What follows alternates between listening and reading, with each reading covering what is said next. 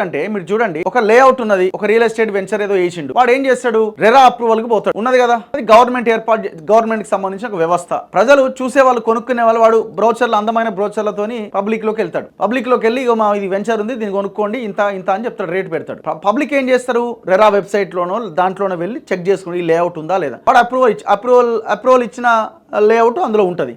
ఉన్నది కదా, గవర్నమెంటే ఓకే చేసిందని జనాలు పోయి కొంటారు. హెచ్ఎండిఏ పర్మిషన్ ఉండే, కరెంటు పోల్లు వేసే, రోడ్లు వేసే, అన్నీ వేసిరు. జనం కొనుక్కున్న తర్వాత ఇది అక్రమం, దీన్ని గూలుస్తామంటే ఎట్లా అని క్వశ్చన్ అడుగుతున్నది హైకోర్టు. నష్టపోయేది ఎవరు?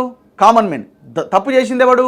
ఆ వెంచర్ ఏర్పాటు చేసిన రియల్ ఎస్టేట్ మాఫియా, దాని వెనకాల ఉన్న పొలిటికల్ లీడరు, లేకపోతే గవర్నమెంటు అండ్ అధికారులు. టౌన్ ప్లానింగ్ ఆఫీసర్ దగ్గర నుంచి, ఇరిగేషన్ దగ్గర నుంచి, చెరువు అయితే ఇరిగేషన్ ఏఈ దగ్గర నుంచి, వీళ్ళంతా ఈ కరప్షన్లో భాగస్వాములు. చివరికి నష్టపోయేది అల్టిమేట్గా ఆ ఫ్లాట్ కొన్న ఆ వినియోగదారుడు, ఆ కస్టమరు, ఆ ప్రజలు.